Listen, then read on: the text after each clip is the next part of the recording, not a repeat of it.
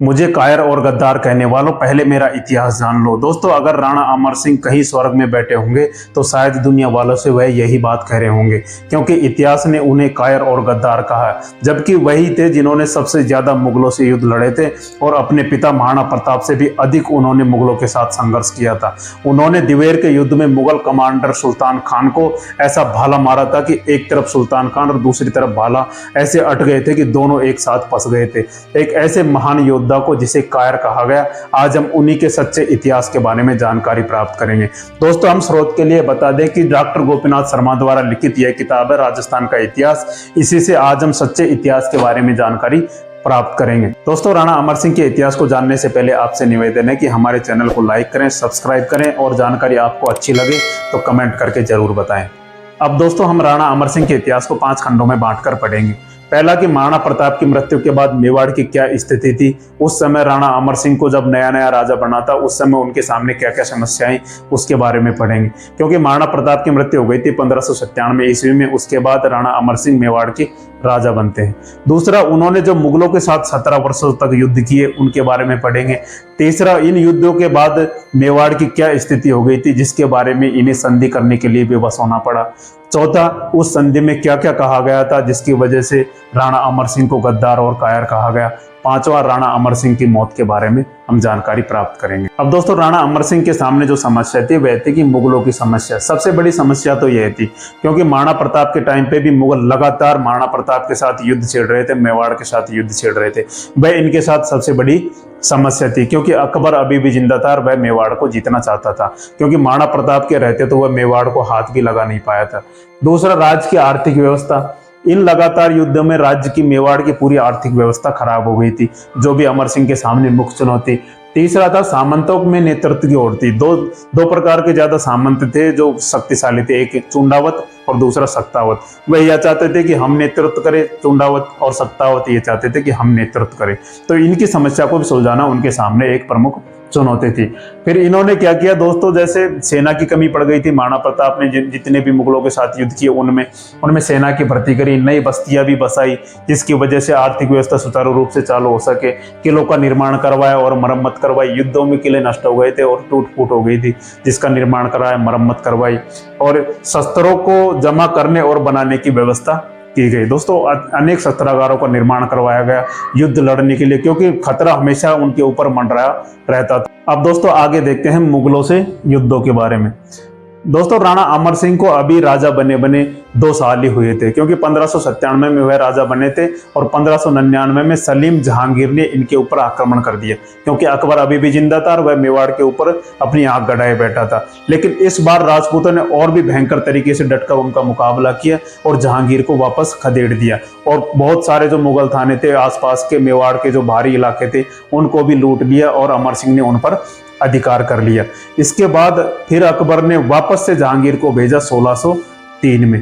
दोस्तों, 1603 में उस समय उत्तराधिकार का संघर्ष मुगलों के अंदर छिड़ा हुआ था, क्योंकि अकबर बुढ़ा हो गया था और वह मरने ही वाला था, जिसकी वजह से जहांगीर ने इस पर ज्यादा ध्यान नहीं दिया और वह वापस यहाँ से लौट गया। इसके बाद दोस्तों 1605 में अकबर की मृत्यु हो जाती है और अकबर की मृत्यु के बाद जहांगीर राजा बनता है और जहांगीर के राजा बनने के साथ ही उन्होंने परवेज, आसिफ खान, जफर बेग और सगर के नेतृत्व में 22,000 घुड़सवारों की सेना के साथ मेवाड़ पर आक्रमण करने के लिए इनको भेजा। लेकिन इस बार भी राजपूतों ने डटकर सामना किया। राणा अमर सिंह के नेतृत्व में इन्होंने इनको भी खदेड़कर यहाँ से भगा दिया। इसके बाद जहांगीर ने फिर से 1608 में महाबत खां के नेतृत्व में फिर से सेना भेजी।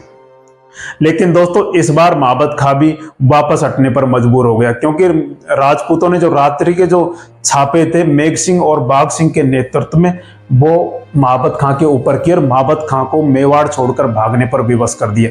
यह भी छोड़कर भागा। इसके बाद जहांगीर ने 1609 में अब्दुल्ला खां के नेतृत्व में, इसके बाद 1612 में राजा बसु के नेतृत्व में, इनके नेतृत्व में भेजने के बाद भी जब मुगलों की पार नहीं पड़ी तो 1613 ईस्वी में खुद जहांगीर, उस समय जब मुगल सम्राट था, तो खुद जहांगीर पूरी सेना लेके पूरी ताकत के साथ अजमेर में आकर बैठ गया। उस समय जो जहांगीर का बेटा था राजकुमार था शाहजहां, जिसे खुर्रम के नाम से भी जाना जाता था, तो शाहजहां को उन्होंने मेवाड़ अभियान की पूरी जिम्मेदारी सौंपी और खुद अजमेर में बैठा रहा। अब दोस्तों शाहजहां ने जो मेवाड़ अभियान की जिम्मेदारी ली तो उसने क्या किया कि एक साथ मेवाड़ को जीतने के बजाय उसने धीरे धीरे छोटे छोटे टुकड़ों को जीतना स्टार्ट किया। उसने क्या किया, अपनी सेना को चार भागों में विभाजित कर दिया। पहला दस्ता था जो आक्रमण का नेतृत्व करता था, कि शुरुआत में जो भी आक्रमण करेंगे उसका नेतृत्व करता था। दूसरा जो दस्ता था वो क्या करता था कि जो आक्रमण करने वालों के बाद लूट मार करता था, मारकाट मचाता था। उसके बाद जो तीसरा दस्ता था उसका काम था जीते हुए भाग पर कब्जा करना। इसके बाद जो चौथा दस्ता था इसका काम था चौथे वालों का संचार पहुंचाना, जहांगीर तक पहुंचाना, खुर्रम तक समाचार पहुंचाना और जन धन की व्यवस्था करना, खाने पीने की रसद सामग्री की व्यवस्था करना। इस तरह से इसने अपनी सेना को 4 भागों में विभाजित कर दिया शाहजहां ने। अब दोस्तों यह लगातार प्रयास करता रहा और लगभग 2 सालों तक 1613 से 1615 तक लगभग 2 साल तक इसने काफी खूब प्रयास किए और इसके प्रयास सफल भी हुए, क्योंकि इन्होंने काफी रणनीति के साथ इस बार मेवाड़ पर आक्रमण किया था। और 1615 आते आते मेवाड़ की स्थिति काफी खराब हो गई थी और मेवाड़ की स्थिति खराब होने के साथ साथ ही लगभग मेवाड़ के चारों तरफ से इन्हें घेर लिया गया था, राजपूतों को, मेवाड़ के जो राणा अमर सिंह की सेना को। तो धीरे धीरे यह सेना गिर गई थी और एक छोटे से स्थान पर धीरे धीरे एकत्रित होने लगी थी। बाकी चारों तरफ से शाहजहां ने मेवाड़ पर कब्जा कर लिया था। अब दोस्तों 1597 से 1615 तक जो राणा अमर सिंह और मेवाड़ ने युद्ध लड़े, उसके बाद मेवाड़ की स्थिति काफी शोचनीय हो गई थी। दोस्तों उसके बारे में देखते हैं कि मेवाड़ की स्थिति क्या हो गई थी। खड़ी फसल समाप्त हो गई, खेत के खेत उजाड़ दिए गए, गांव फसल सब बस्तियां जला दी गई, पशुधन नष्ट हो गया, स्त्री व बच्चों को गुलाम बनाकर बेच दिया गया, मंदिरों और सार्वजनिक स्थानों को बर्बाद कर दिया गया, सामाजिक और आर्थिक व्यवस्था बिल्कुल नष्ट हो गई। राज्य की हालत दुष्काल से अधिक हो गई, मतलब जो अकाल के समय हालत होती है, खाने पीने की किल्लत हो जाती है, उससे भी अधिक मेवाड़ की स्थिति हो गई। सामंतों के परिवार नष्ट हो गए और इन सारे जो भी युद्ध हुए उनमें सबसे अधिक हानि हुई बहादुर योद्धाओं की, क्योंकि 15, 16, 17 सालों तक ये जो युद्ध लड़े गए उसमें मेवाड़ के जो राणा अमर सिंह की सेना थी उसके बहादुर सैनिकों की मौत हो गई। तो इन योद्धाओं के मारे जाने से सेना में भारी कमी महसूस होने लगी थी। लेकिन दोस्तों मेवाड़ की ऐसी स्थिति हो जाने के बाद भी राणा अमर सिंह दृढ़ता के साथ अड़े हुए थे। जो कुछ उन्होंने अपने पिता से सीखा था कि मर जाना लेकिन गुलामी कभी भी स्वीकार नहीं करना, वह हमेशा इसी तरह अड़े हुए थे और दृढ़ प्रतिज्ञा लिए हुए थे। वह कभी भी मुगलों से हार मानने वाले नहीं थे। लेकिन दोस्तों उनके जो सामंत थे उनको चिंता होने लगी। उन्होंने आपस में मीटिंग करी और आपस में मीटिंग करने के बाद राणा अमर सिंह को यह समाचार भिजवाया कि इस समय यही उचित है कि हम मुगलों से संधि कर ले। दोस्तों राणा अमर सिंह के बाद जो समाचार पहुंचाया गया तो राणा अमर सिंह ने भारी मन से बिल्कुल अपने मरे हुए हृदय से यह स्वीकार किया कि हम संधि के लिए तैयार है। क्योंकि जैसे एक राजा क्या कर सकता है जबकि सारे मंत्री ही उसके विरुद्ध हो, या कह सकते हैं कि जब सारे मंत्री एक साथ एक मत हो तो अकेला राजा भी उनके सामने साथ में आना पड़ता है। दोस्तों इसी तरह से उन्होंने इस संधि प्रस्ताव के लिए मंजूरी दी। अब दोस्तों संधि का जो प्रस्ताव लेकर जाएगा तो वो कोई ना कोई खुर्रम के पास लेकर जाएगा। तो इसमें 2 अधिकारियों को चुने गए जो सेना के अधिकारी थे।